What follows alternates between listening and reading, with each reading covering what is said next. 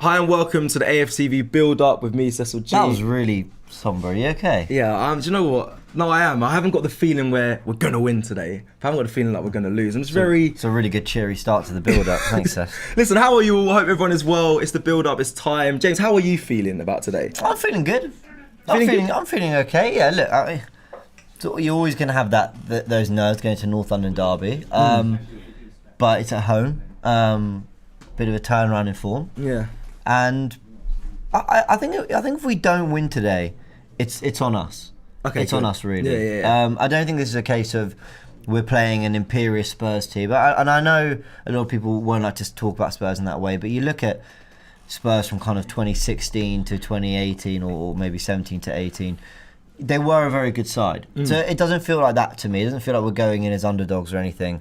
But they've got quality that can hurt us. We've got quality that can hurt them. I think we have more quality than they have personally. I think across the pitch, maybe. But if you're talking about match winners, they've got Kane and Son. And I'm not sure... Well, actually, I'll say it. I'll just be blunt. We don't have a Kane and Son. Okay. I think we used to, maybe. You're right. Match winners is different to the quality overall. I saw a lot of people doing combined 11s, and I feel like Tottenham have about 4 players I would have put into a combined 11 out of our full 11s. But it's also form, isn't it? It's also like Lloris. You know, you don't know what Lloris is going to get. Sometimes he's brilliant. Sometimes he's kind of not been at it the last year or two.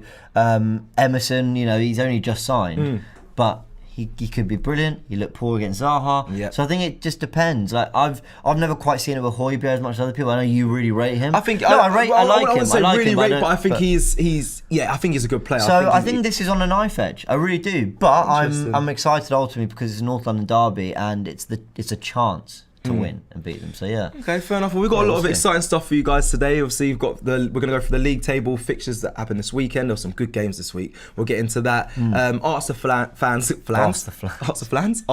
clips, match facts. Danger Man, of course, spotlight on. We're going to be speaking about top squad, and obviously James is going to break down Tottenham as well throughout the show. I started quite somber today because, guys, I was a bit late. There's traffic. If you didn't know, it's a North London derby, but on top of that, there's no petrol. So I had a really stressful morning trying to get into the studio. It's actually unbelievable. It's ridiculous how we react to the media, and like, I'm not gonna spend the whole show talking about it, but very frustrating. Did start my day off pretty bad. Arsenal, you can change that by getting a win today. But let's go in. Let's start with the league table, James. Let's see what this game can do for Arsenal if we get a result today. Because a lot of people used to say Tottenham are at the top, we're at the bottom, mind the gap. That was only a few weeks ago, but football changes quickly. That's kind of the beauty of this sport. Let's get the league up table. The league up table. So you're good table. Flan. League up table. It's a good start. I hope Arsenal start with a bit more composure than we have. Yeah, a bit more class. We've got it here. Obviously, Liverpool at the top. Brentford really kind of put them through. But we're not going to talk about that. We'll talk about fixtures in a sec. We'll do that. But really, we're looking at Arsenal, who are in the top 3 of the second half of the table. So, listen, it started badly. We know Brentford have proven they're no mugs anymore. Yeah. Especially what they did to Liverpool, who went into that game fully fit team, on fire. We're going to talk about it in a bit. And then you got Chelsea and City. But we put two wins on the bounce, 3 if you include Wimbledon. A chance to climb into the top 10 if we beat Spurs by 2 goals. It's looking potentially encouraging. Is the way I'd like to put it. No, 100%. But, you know, I mean, there's teams there that, you know, Brighton are up there, West Ham, they're kind of carrying on with where they were last season. Villa, you know, we want to be chasing them down. Brentford as well, obviously Tottenham. We want to be really getting into that top 5, top 6 for now, and then see if we can build on that. Yeah, but we want to push. We're not that far off it. We're not, and you're right. We've got to win by if 2. We've got to win by 2 clear points to take over Tottenham, which you said just then. I think it's possible, but I think, if I was a betting man, I think a lot of score predictions this week was 2-1 to Arsenal, to a lot of the people I spoke with. Yeah, me too on the space yesterday. A lot of people here were saying 2-1. That's not by 2 clear goals, so that wouldn't put us in front of them. But, I mean, like I said, if I was a betting man, 2-1 would be my result. I predicted a 1-0 to Arsenal. It makes me nervous, though, when we go into these games as the favourites. It does. When is it because form goes out the window, or why it's exactly that. The North London derby tends to not suit the favourites. I don't know what it is. It's such an unpredictable game. It's a fixture of comebacks. there's always a team goes ahead, the other pulls it back. You know, we've been ahead, pulled it back, and then won 4-2. You know, last year we went a goal down, we pulled it back. The year before, I think we went a goal up at their place, they pulled it back. It's a comeback sort of fixture. But you know, I have more confidence that at the Emirates, James, like we have such a good record there. Without losing, we see there's been a few draws, but we won quite a lot of time. We have a good record, and one of the facts we're going to bring up later highlights that. But no, I am nervous about it, especially when we're favourite. I kind of like when we're underdogs and people expect us not to do anything. So yeah, we'll see. I'm just going to go to a comment here. This is a top tier comment. I spoke about the traffic and the petrol. Robbie World put traffic in London. That means Obba's dropped. If you cast your mind back to one of the derbies last year where Aubameyang got dropped for being late, didn't play. We won that game. Was that you like that one? That made me laugh. You saw me laughing when the Premier League table was up. I was like that. It took me a second as well. I thought, hopefully he's not late. And he's not dropped because I think Aubameyang is very much needed for today's game. That was funny, but there is a lot of traffic in London though. So if you guys are travelling in and you're going to the game, be aware of that. Right, let's go into some of the fixtures that were played this weekend. Yeah, look, always good to see what's coming up and where we are as well with this weekend's games. City going and winning at Chelsea. I think on the face of it, that's not that surprising. City still have quality, but with Tuchel's record over Pep Guardiola, the form Chelsea had shown, City drawing at home to Southampton the week before, that's a really good result, and they absolutely merited. Did you catch the game? With City Chelsea. I watched a bit of it before I went to football. I had a game yesterday, so I watched. I think up until the 60th minute. Okay. City's press was relentless. It was fair play to them. They deserved it. They were better. Lukaku wasn't great though. I tell you, his touch was very off. Lukaku was really poor, and Chelsea generally it was poor from Tuchel. And listen, do you think Werner? I know it's not Werner's fault, but do you think him playing alongside Werner had anything to do for that? Because I know they played the two up top.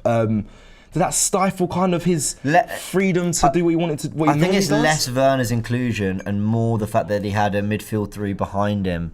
And really, you need to take one out and have one of Mount or Ziyech if he was available, or Havertz. But listen, who am I to tell Chelsea and Tuchel what he should do and whatever? But I think in hindsight, and hearing what Chelsea fans had to say, this is one of the rare ones that Tuchel got wrong. But you know, Villa went and won at United. What a shock result! Courtney House with the.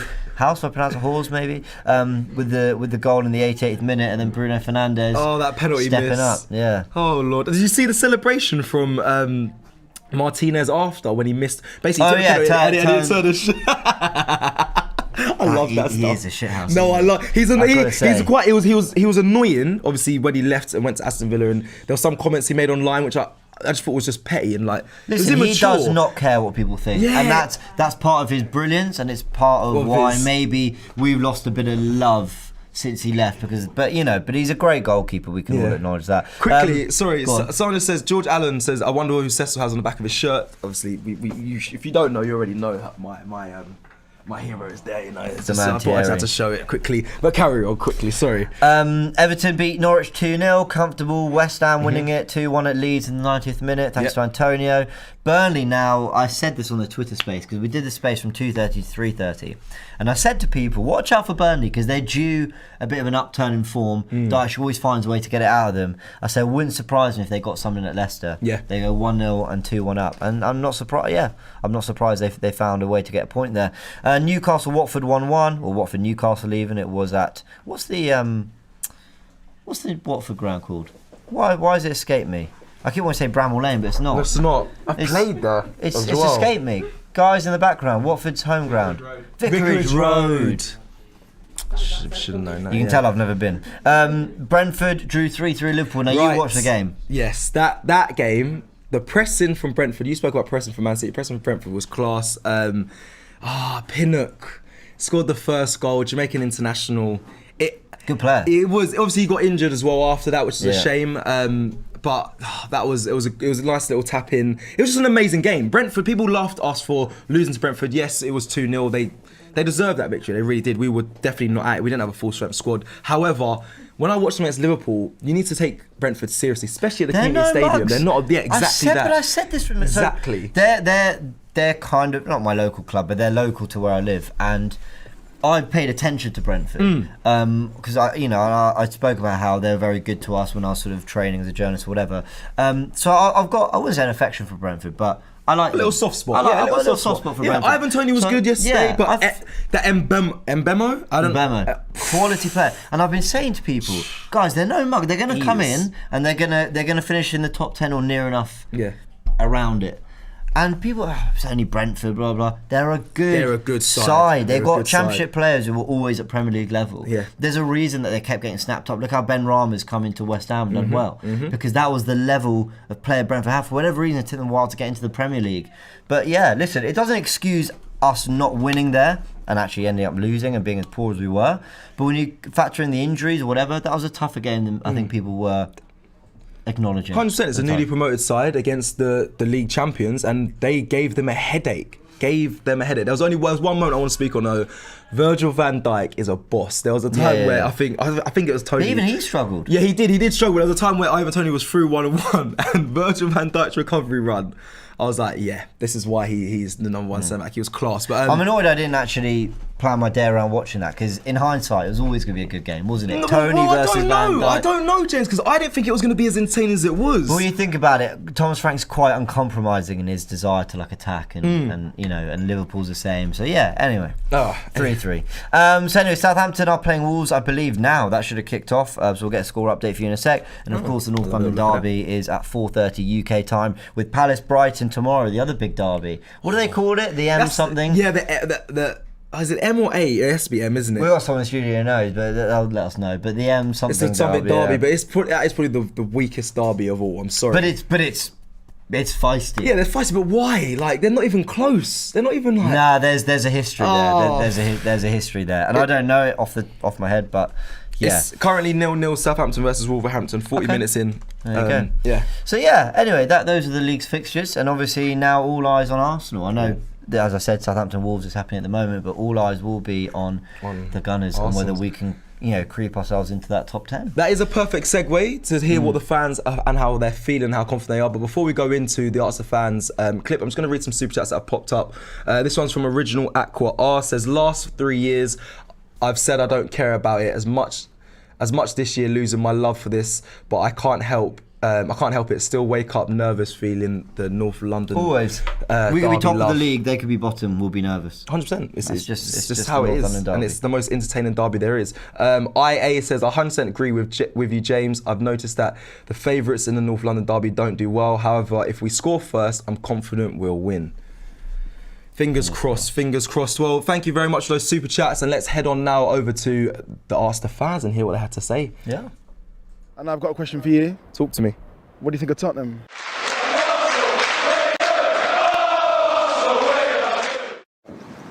Yes, my people, welcome to AFTV, and you've tuned into Ask the Fans. I'm smiling because I'm confident that this weekend against Tottenham Hotspur, we can get a result in a North London derby here at the Emirates Stadium. But I'm down here today to get the fans' feelings and thoughts ahead of the game this Sunday. Let's see what they have to say. Okay, so it's the big one on Sunday, North London derby. Let me ask you, are you confident for Sunday's game? I'm more confident now than I would have been after the first 2 or 3 games, I must admit. I think we will beat Tottenham, to tell the truth. I think Tottenham are playing bad at the moment. Yeah. And they've had a few bad results. 2 losses and recently, I think if we didn't beat Norwich or Burnley, I think I wouldn't have been too confident at all. Yeah, okay. No. Okay, so North London derby on Sunday. It's a big one. Yeah. Are you confident for the game? No. No? No, I'm very nervous. But I'm a natural like pessimistic person. Yep. But I think we've got a good chance. Tottenham have been shit recently. Yes, they have lost 2 games. And we have been okay. On the up a little bit. Yeah, a little bit, but it's not great performances. Yeah, true. It's going to be close. Yeah. 1-0. 1-0, you're thinking 1-0, yeah? Yeah. Who scores that for you? Aubameyang, I hope. Yeah, we're the same. Look who I found. Look who I bumped into. Unreal, it's quality. We needed a person, got obviously a true fan here, Lee. Yeah. For standing in front of Celebration Corner as well. Oh, look at the dates. Patrick Vieira. Versus Tottenham. Oh, and Robert Perez as well. Semi-final. Yeah. What's a player, by the way? What's a player? What a player. All right, let's get into the questions. Are you confident, Lee, for this Sunday against Tottenham? Never confident when you play Spurs. I'll be honest. it's always a difficult game. I think there's times when we've been much the better team than them, and we've not got results. So no, I always keep my thoughts to myself on that. Yeah, you yeah. know. Form goes out the window. We can't be too arrogant. 100% goes out the window. Be disappointed if we don't win, but you know, but make sure we don't lose. That's the most important thing. Now on that, I want to say I am, but to be honest, I think we go 50-50. Tottenham, they lost their last 2 games, but they have a good manager. We really don't. I'm not saying he's not bad, but they're a proper manager when we don't have a proper manager. But we won our last 2 games actually. Yeah. And maybe there's some. I hope to see there's confidence back in the squad. So I hope to see that when they come, they know what the importance of this game. Yeah, yeah. And they know what they're fighting for. Yeah. Do we win the game? Those 2 games that you just mentioned there. Do we win it convincingly enough for you? No, to be honest, no. AFC Wimbledon, 3-0. That's a Carabao Cup. It's really nothing. The other last game was like 1-0. 1-0. We just managed to win it. Not fully confident, to be honest, but I'm always going to have to back up. Welcome back, ladies and gentlemen. So that rounds up the build-up. It's been great fun. Thanks, guys. Tim Moore Yasin says, man played the half the video for fuck's sake. Imagine you've not planned any content and you think, should we just rip off one of the videos that's already out there and just roll that for half an hour? Guys, I asked them how they feel and they're confident. I didn't want to leave anyone out, okay? Everyone got their say. He's just too good a person. He's just too good. Just too nice. But yeah, he was in sweats last night. Who do I leave out? Do I leave out Lee? Yeah. Do I leave out Lee? As if the whole video isn't on the channel anyway.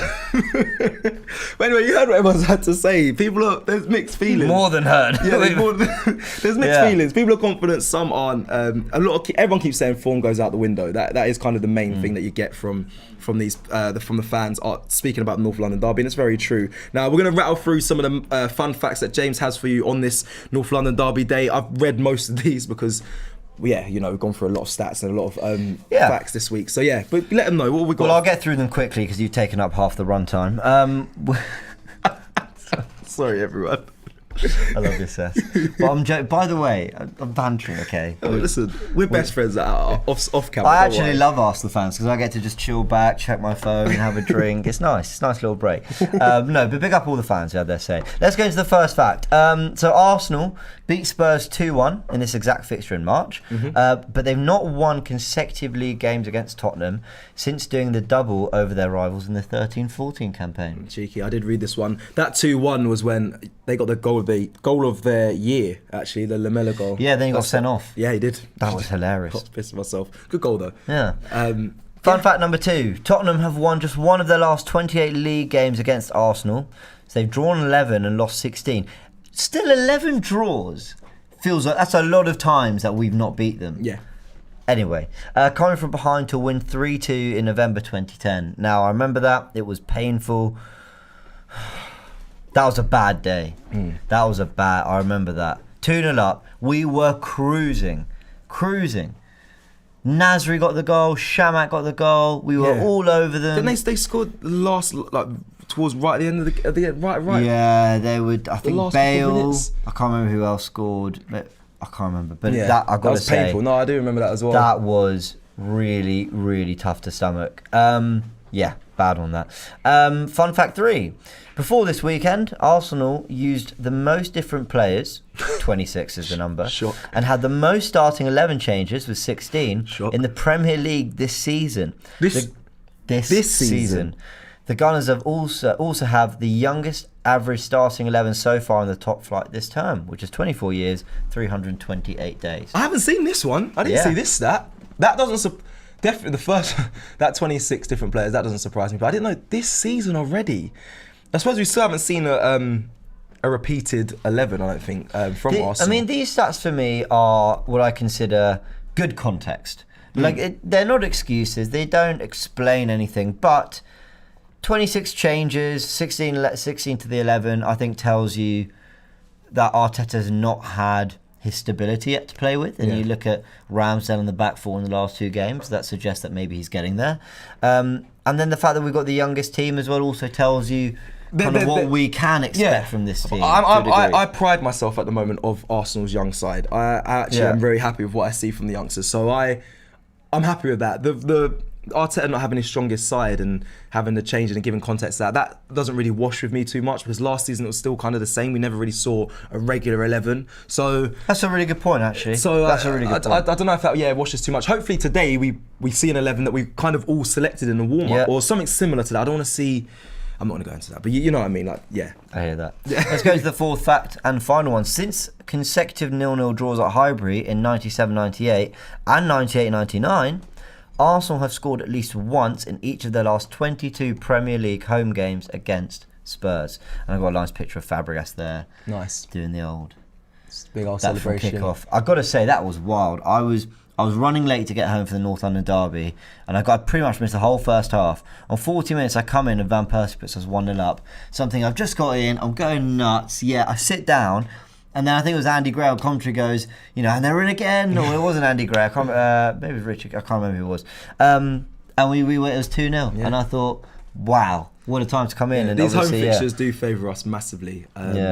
And it will be good, especially statistically, and obviously the fans are back. Well, last season there was no We've not had what I consider easy North London derby for a long time. I feel like we've been pushed. Very true. In a lot of games in the last decade. So we haven't had masses of strength in our sides, if I'm honest, and that's probably why. We've been on a decline. That's a sad truth. Exactly. James Dyer, big up James Dyer, regular as well. He says, "Love you guys. Come on, Arsenal." Nice super chat. Thank you very much. Yeah, all right, let's go into... I've watched Tottenham. The last two obviously haven't been great. They've conceded 3 goals in both games. I don't think they have masses of quality, which I said at the beginning of the show. But I know you've taken a look at them and you're going to break them down. And I'm excited to see this. I don't know what James is going to run through today, but he's done a breakdown on Tottenham and how, I guess... How are they going to play? It's a little bit of an expectation for the game from Arsenal's perspective and Tottenham's perspective, and where they're going to hurt each other. Now, this is one of those games that I almost think we can quite actively predict what's going to happen. Right. Nuno Espirito Santo said it in the warm-up, his bread and butter is keeping it compact, countering well. He does that very well with his sides, and it worked against City as well. Now, not to praise Tottenham too much, I don't want to, but if I just bring this graphic up here, I've got Tottenham's average positions in their 1-0 win against Man City in the opening day. Yeah, City were missing players, but City were the better side and should have scored a few. Yeah. Spurs did well to keep it compact, and they always looked to threat on the counter. Now, the reason I want to show the average positions, if you look at those top 3 players, number 7, number 23, and number 27, that's Son, Bergwijn, and Lucas Moura. Now, watching analysis from the game, hearing what Spurs fans said after and everything, Spurs were very compact in their front and midfield 3, but especially that front 3. So where you'd normally expect number 23 and 27, Bergwijn and Lucas Moura, to be dropping really back and protecting Reguilon and Tanganga and making it compact as a flat 5, they weren't. They had that 3 constantly to press well and to be there on the counter. So what does that mean for Arsenal? Let's take it to the tactical pad. Before we go into tactical pad, let us know, is this a predicted 11 or was this our last 11, or is this the 11 that you want to see play today from Arsenal's side? Last 11 and it's Spurs' predicted 11. Lo Celso didn't do well against Chelsea last week. Ndombele, I think, showed flashes, and I think that they're going to go with either Skip at the middle or they might even bring Ali, but I don't know if Ali's got the same discipline that, say, Højbjerg and Skip have when you've got Ndombele. The other shout is Tanganga coming in potentially, but...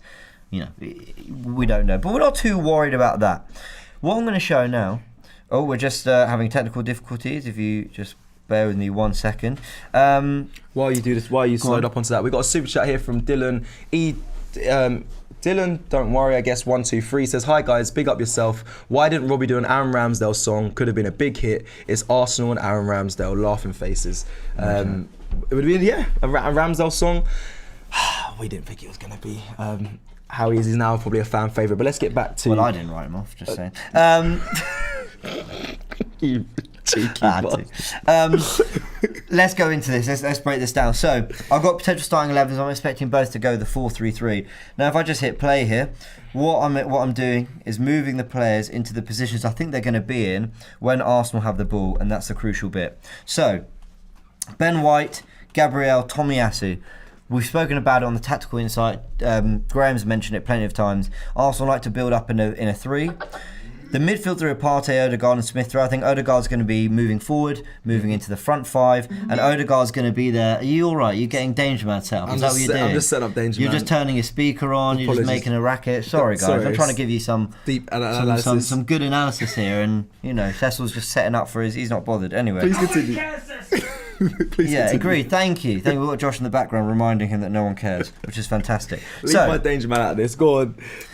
What do I think we're going to get from Spurs today? I think we're going to get them not parking the bus, as I say. I think they're going to be deep. But, as I mentioned, I think we're going to get this line of three here. Lucas, Kane and Son.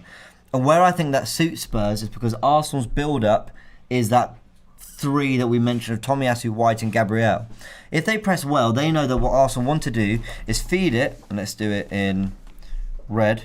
They want to feed it into Thomas Partey and Martin Odegaard. Right. So my fear is that if Ben White, Gabriel and Tomiyasu get sloppy today, there's three players that are ready to pounce and ready to press. So that means a couple things. A, that I don't think the route into Thomas Partey and Odegaard is necessarily there, but I think there's going to be a lot of space, and I'll highlight it in yellow. In the wide areas? Oh, In the yes. wide areas. Come on. Of course. Let's do that again. We'll fill it out properly. There you go. Yeah. So I think there's going to be a lot of space in the wide areas, but I think Spurs will be happy to allow that. Yeah, I agree. Because quickly, when I watched at Burnley, when I watched the team play, when the ball went over to Tomiyasu, he has a fantastic passing range. He was doing diags, he was playing it straight to the feet as well, and doing a lot of diagonal balls. I think that is key today. What you said there, it has to hit those areas in the width. But I mean, you're very right as well in what you said. I don't know about Partey and going through the middle because they're going to be ready to pounce. And that might be a trap that Tottenham are probably going to set today, which I'll be very intrigued to see. And I think if they do bypass that initial press, this is what worries me as well. Being overloaded in midfield by Højbjerg, Skip and Ndombele. Now, that's one way to look at it. But Odegaard and Partey, who are incredibly technically gifted, if you bypass and you get past, let's just get rid of it for 1 sec.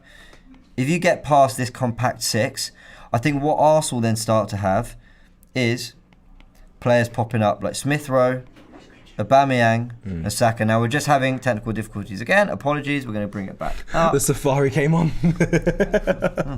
We went to the jungle. Right, we're coming back. Coming back to the tactical pads. We're back in. So, I think if we get past that initial kind of block of six that I think Spurs are going to put in front of their defence, then Saka, Smith Rowe, they're going to pick up spaces. You think where that Burnley goal came from? It came from Saka, who's out on the left, drifting inside, Odegaard picking him out, and Sundy's running at the back four. So I expect similar things to happen like that.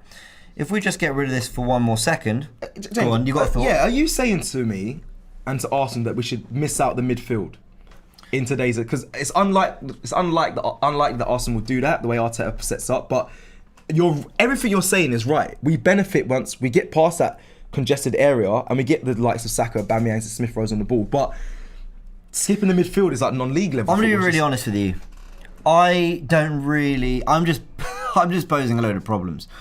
I don't really know what the solutions are. But from what you said, yes, maybe getting in behind. Aubameyang did really well against Norwich, making those runs Big facts. Through the centre-backs, out wide, whatever. What I really think Arsenal are going to have to do is be incredibly smart with the ball. They're going to have to be... I know what we do is we pass, and there's a degree of risk to what we do because you want to bring the players forward, and I get that, but we've got to be good with it because if we lose it, I think Spurs are going to be immediately in the positions with these three players here. Highlight them again.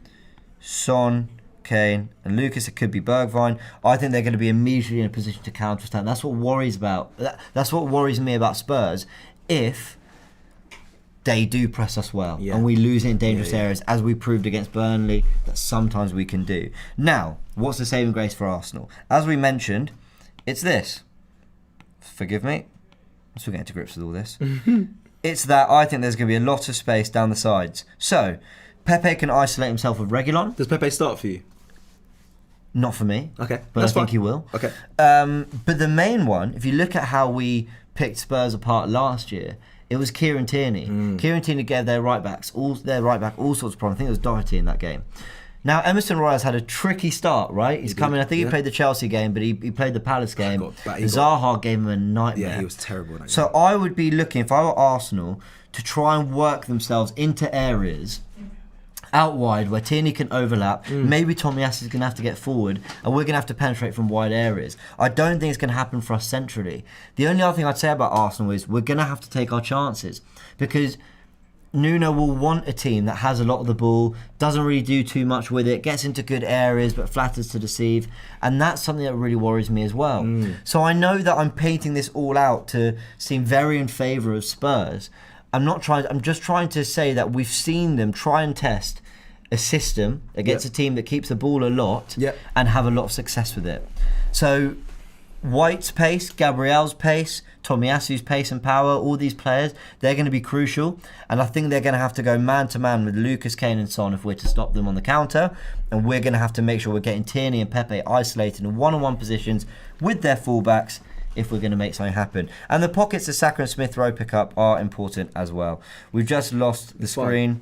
But yeah, what's your thoughts on that, Cess? No, I think another big thing that he said there is about Nuno, and we're kind of playing to his strengths a tiny bit, in the sense of Wolves do that. Like when he was a manager at Wolves, he likes teams like you just said there, keep the possession but don't really affect the goalkeeper, don't really get many goals, but they keep a lot of the ball, but they catch them on the counter. And I feel like that's what we're going to see a lot of today. If we get caught on the break, on the counter, I worry for Arsenal. I also worry about the youth in the side. As much as I've held them up and applauded them, it's a North London derby that only really the Hairlem boys that will really understand the magnitude of this game. But a lot of them are new, a lot of them are young, a lot of the players that are involved.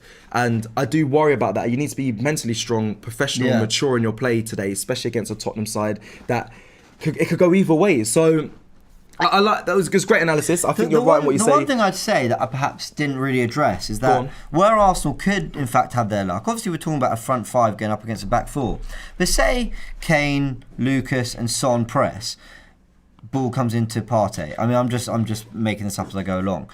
Then Højbjerg and Ndombele have a decision. Do you press Partey and Odegaard, or do you just block the passes into Saka and Smith Rowe? Now, you don't want to be giving Partey and Odegaard time on the ball, because then they're picking up the ball over the top to Tierney. They're picking out Pepe out wide. They're finding Aubameyang who's making the runs in behind. But if they do press, as I expect they will, then Saka and Smith Rowe can pick up those spaces, and suddenly you're running at your back four. So if they deploy that system like they did against Man City, there are holes for Arsenal to exploit. But it also means if we don't get it right, then the counter's on, and that's what worries me. Right. Hope that makes sense. No, it does. You broke that down superbly well. As always, I mean, your analysis is never...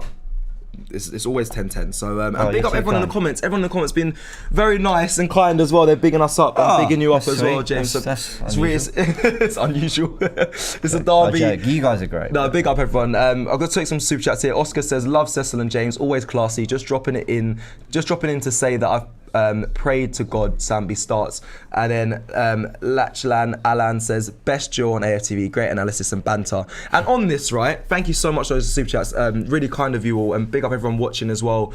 I want to quickly just ask, because I saw in the chat a lot of debate, does Xhaka start today?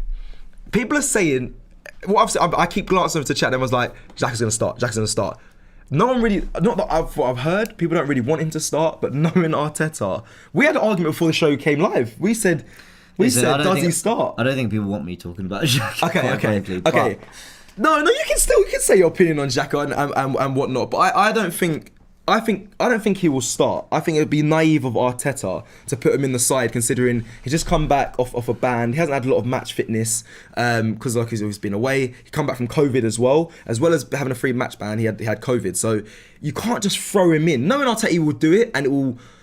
I'm going to be on the watch along, and I'm not going to flip because I don't do that. But if I see his name on the... I'm probably going to flip. Yeah, if I see his name on the starting 11, I'll be very, very frustrated because it just doesn't make sense. It just doesn't make sense. But I'm going to play devil's advocate. It kind of does. Xhaka's come back after COVID and the red card. After doing a Xhaka, he's come back before, put in a stormer. We've all said keep him out the 11. He's cost us too many times. He comes back, he's brilliant, and he's brilliant for the next 3 months. That's what Xhaka does. So it wouldn't surprise me if he came in and did brilliantly. The other thing I will give him, I think he does understand the North London derby. I think he is committed. I think he is that kind of feisty mentality you want in midfield in these kind of games. But I'm kind of... For me, the kind of feistiness and the aggression is an afterthought. Get your quality players in. Get your best players in the team. For me. But that's my take. Can you just do me one favour before we go into Danger Man? Can you go on Charles Watt's Twitter? Can you do that while you're on here? Yeah, absolutely. Apparently the lineup's confirmed, but I don't believe that's true. But people are saying he is starting Charles Watt's tweet. Everyone's talking about it. So if you could just do that for me while we go into Danger Man and get this set up. We have the Don in the building as well, ladies and gentlemen. Right, so Granit Xhaka is doing the pre-match media, which means he's probably starting. Okay, cut off the stream. Look, we might win. We might win with Xhaka in the team. We beat them last year with Xhaka in the team. Okay. But if he drops another... I've got a lot of heat this week from people who are defending Xhaka. And I think I've always been fair. He's got redeemable qualities. I understand why people might like him, but for me, I don't, and I've seen enough over 5-6 years. Agreed. If he does another Xhaka today, I won't look at him. I'll look at everyone who continued to defend everything, and that includes Mikel Arteta. Yeah. Xhaka doesn't pick himself. He'll go out, he'll give his best, and he'll either do well for it or badly for it. Are we not beyond this point already, James? I'm so beyond this point of it's What more can we and do? more. I can't pick the 11. Yeah, it's true. We can't make. Do true. you know what would be great if those like little e-tokens that Arsenal do, you can start picking the 11. That'd be nice. That'd be great. They never got that much power. But listen, and actually, to be fair, I probably wouldn't trust most Arsenal fans to get it right anyway. But yeah, big. I don't like it, but it is what it is. Big up as well, Turkish on the Big Six last night. Not last night, sorry, on Friday night. Go check it out. They were talking. He said, if Xhaka starts, we'll lose the game. He's very open with his opinion on Xhaka, and I'll be intrigued to see what he thinks if he does start. But love you, Turkish. I don't think that's true. I don't think if Xhaka starts, we lose. I can easily see us playing Xhaka and winning. I can. Yeah. But it's not about that. I think there's more quality in the team. And I think Arsenal were getting to a point where we had a fresh 11 and a fresh side, and we were growing beyond it. So let's see what he's made of. Let's go. Let's see what he does today. And Okay, I really hope he does well. I hope he gets it right. So Oscar just put cut the camera as Xhaka started. But let's go into it. It's not about that today. We're still in North London derby. Let's go into my favourite section of the build-up. Here we go. Hope to see the sound is up. Oh no, did you miss the beginning? I missed the beginning.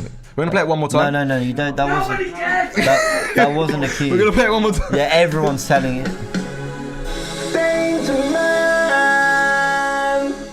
No one cares!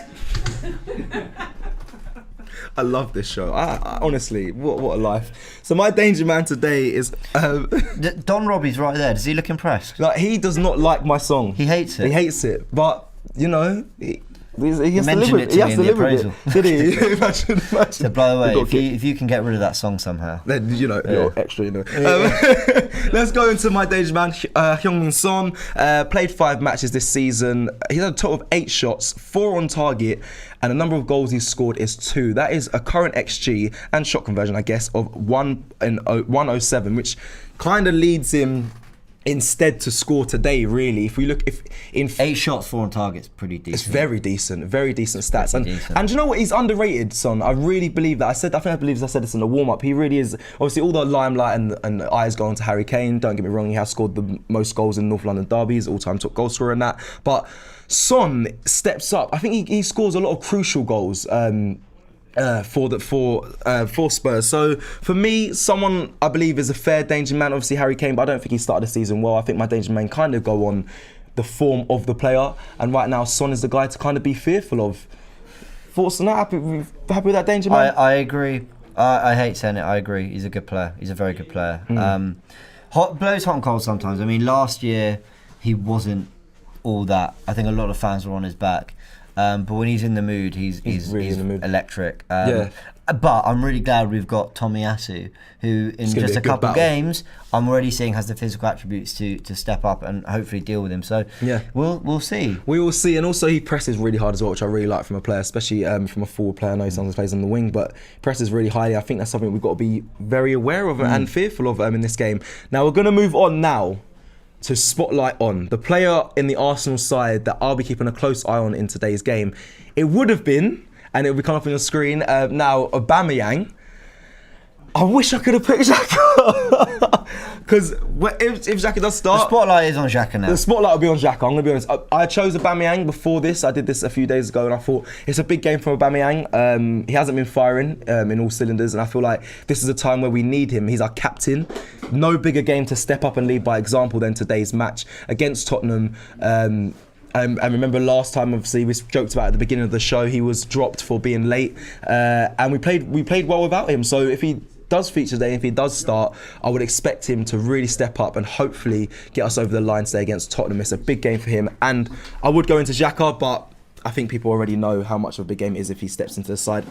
And on that as well, that's not a lot. I'm not trying to force pressure on him either, because like you said, I think the game is still winnable with Xhaka. It's not going to be down to him Easily. to lose. That's a stupid comment if that was the case, but. Eyes will be on both players. For me, it's more about setting a tone. Yeah. You can get sent off, you can make mistakes, you can leave your players to run around for an hour with 10 men at Manchester City and get battered 5-0 and start the next game like it's nothing. That's my issue. Yeah. Right, well, we're coming towards the end of the show, guys, and it's time now to head over to Top Squad and just make our picks. I'm going to be honest, I made mine this morning. I made all my picks this morning. You can do that, by the way. You can head over to the AFTV VIP app and make your picks. The 11s are available to select from. Obviously, the confirmed 11 has not been announced yet. It'll be announced in the Start 11 show after this. But you can go ahead and make some choices. On my personal account, I've already chose my players. But James, you let us know who you're Well, I'm not you're picking gonna any Spurs players. There's no way. That's one thing I'm gonna say today. I normally do. I'm gonna be honest. I'm gonna be completely truthful with you all. I do pick the opposing side in many of the times I play Top Squad. Well, that's good of you. But I will not be doing it for the North London derby. There is no way. I very rarely pick opposition players. To be fair, maybe that's why I've not been doing so well recently. I'm gonna go for Ben White early on. I think he's gonna play, and Hypocrite FC over here. I'm gonna go Granit Xhaka because I think he's gonna rack up points just being on the ball. Yep. Passes, long range passes, all that. I think statistically he'll do well. I'm actually going to double up on him, believe it or not. And then I'm going to wait for the starting 11 to come out to do the rest. Okay. But White and Xhaka, I can see us in build up having a lot of the ball. So yeah, that's North London in the building. I've got Mars. Jeez Louise, I'm so sorry. Cecil and then he'll say it's a mistake, like he's not trying to plug his shows. No, I'm trying. Go check out How's Your Touch. That's what he's trying to tell you. I'm going on to Top Squad to reselect some players. Sorry, when you go on the app, it plays the most recent video. Why don't you turn your speaker off? That really made me jump. Apologies. Please don't clip that. That's embarrassing. But go check out How's Your Touch. Go check out. We did a North London derby special. We played against Tapping Tobes, me and Marcel. I love this because a lot of these people have a lot of opinions on footballers, and then you watch them play and you think, how dare you? So make sure you go check that out on How's Your Touch. What's he trying to say? No, what are you saying about me? No, you're not too bad of a player, James. I told you, I've said that many a times. Okay. You can play the game, so it's not too bad. But yeah, make sure you guys head over to the app and do Top Squad. And thank you all for watching the build-up today. It's a North London derby. It's a special one. Let's hope we can get the win. And make sure you stay tuned for more AFTV content coming your way. Up next will be Starting 11. And the Don is in the building. I saw a comment just before we leave saying the Don is in a box. He is not. He is here, hosting Starting 11 up next. All dubbed out. Last super chat before we go. Xhaka moves to left back role. It can help beat the press. Thank you for watching. We'll see you next time on the build-up.